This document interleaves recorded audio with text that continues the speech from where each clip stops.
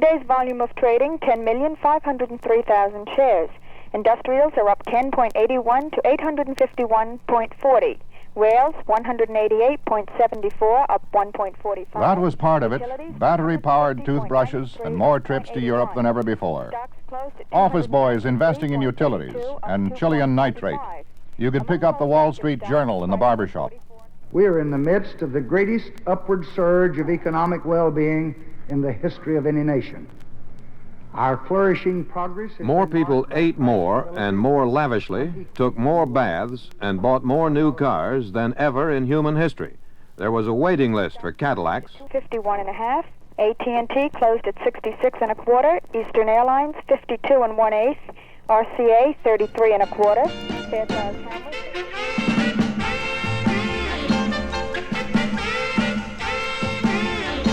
The music was confident, loud, and assertive, and disquieting somehow, as though specially written to keep time with all our ills.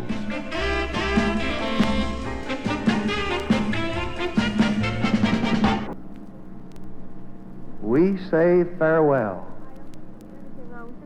Is a new world coming? Their parents' permission. I personally am for any college health service giving out pills if the girls are 21. Even if they will. This girl is a college student. She is talking about birth control pills.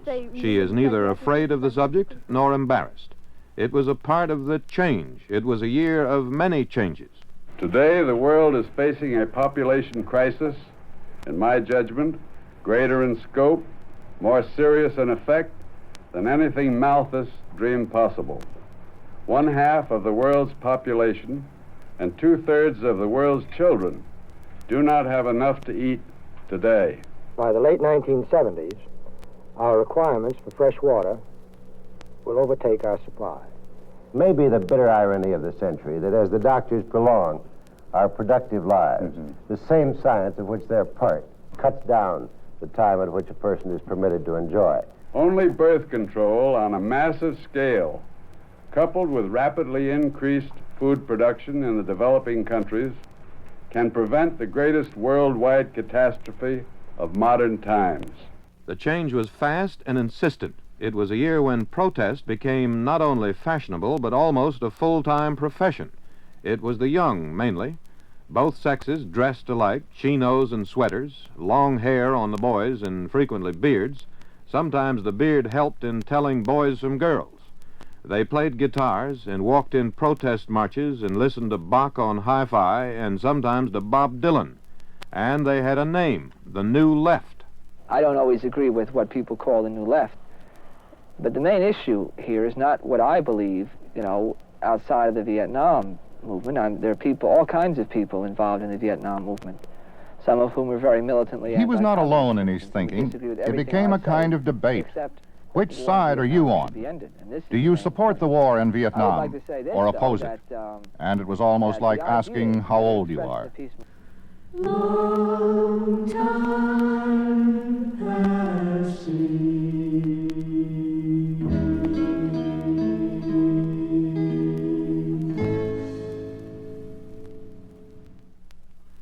And at home, the stocks went up and people got married or went on vacation or on strike, but it wasn't quite the same. Many of the old familiar things were suddenly becoming quaint and not to be taken seriously anymore. Can you remember at least 2 movies in which the Andrews sisters sang on the deck of an aircraft carrier? The word for that was camp. The word is hard to define, but basically it was anything so ridiculous it was amusing. Tiffany lampshades, Ruby Keeler musicals, old copies of Batman comics, Player piano rolls. Suddenly that year, familiar things, sometimes familiar voices, were challenged. Princess Margaret came for a visit and made a statement prepared by whoever prepares such things for the use of royalty. The new ones couldn't have cared less.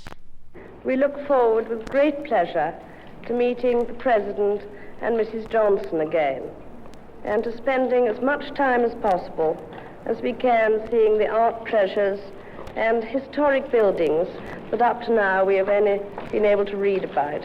Brigitte Bardot came, too. Like Princess Margaret, she was followed around by newsmen and she wore some dramatic clothes, but in all honesty, the whole scene was absurd. Today, when I saw Gemini arriving in the sea, I was so full of emotion, you know, and if I have a wish to do, I'd like to meet them. Miss Bardot did not meet the astronauts. She met a lot of reporters and press agents and Hollywood people, but most others are busy. There was a crusade, or roundup, for a better world, and the call to colors, when it came in rolling Texas style. Our basic task is threefold. First, to keep our economy growing. To open for all Americans the opportunity that is now enjoyed by most Americans. And to improve the quality of life for all. Lyndon Baines Johnson and the Great Society. 2 weeks before he took the oath of office for the first term as president in his own right, Mr. Johnson spelled out to Congress what he wanted for the Great Society. Major recommendations in the three main The 89th Congress, with top-heavy Democratic majorities in both the House and Senate, almost immediately went to work. They were in session till 12:50 in the morning of October 23rd. In that time, they enacted and sent to President Johnson 85% of the Democratic Party's platform promises. On March 3rd, they authorized $1.1 billion to fight poverty in the Appalachians. On April 11th, they provided federal assistance for elementary and secondary schools. On June 21st, they reduced excise taxes by $4.6 billion. And 9 days later, they passed the controversial Medicare plan. On August 6th, they passed a bill ensuring Negroes the right to register and vote. And so it went. When it was all over, a record of 225 public laws had been enacted in 9 months, 18 days, and nearly 13 hours. Senate Republican leader Everett M. Dirksen made a rather plaintive comment on the session. It was an echo, he said, not a choice. We launch a national effort to make the American city a better and a more stimulating place to live.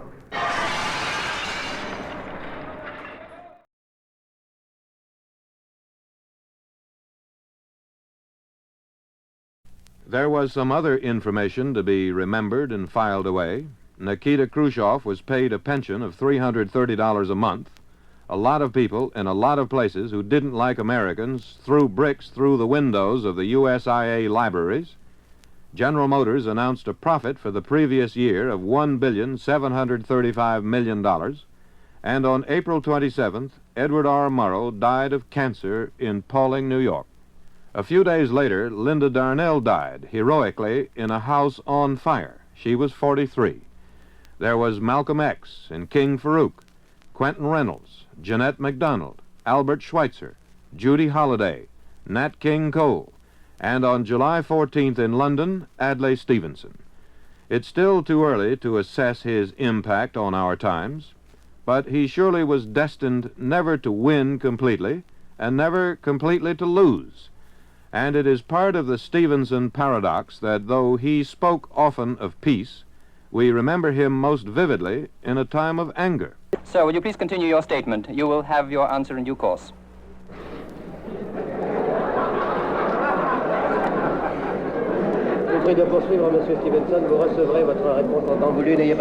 I'm prepared to wait for my answer until hell freezes over, if that's your decision.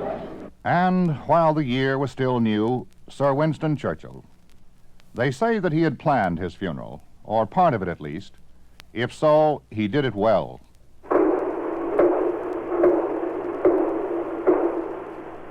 Those competent to say pointed out that not since the Duke of Marlborough had an Englishman been laid to rest with such splendor.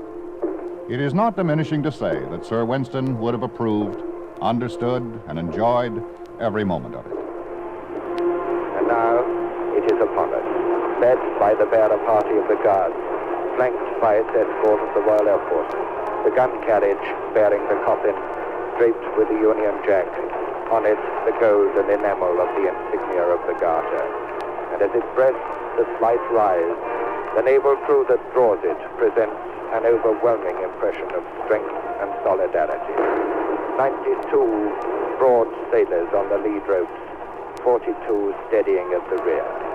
And this moving mass of men ate abreast, and their short, measured pace, the square of their formation seems to say, it's all right, we've got him, he is safe. Never in that long and adventurous life was he in steadier hands. The climax was at St. Paul's Cathedral. Here, before the kings and queens and presidents and prime ministers of the world, came his final gesture. There was a song played that was not English at all. It was American, like his mother. And for a moment, their history and our history were the same.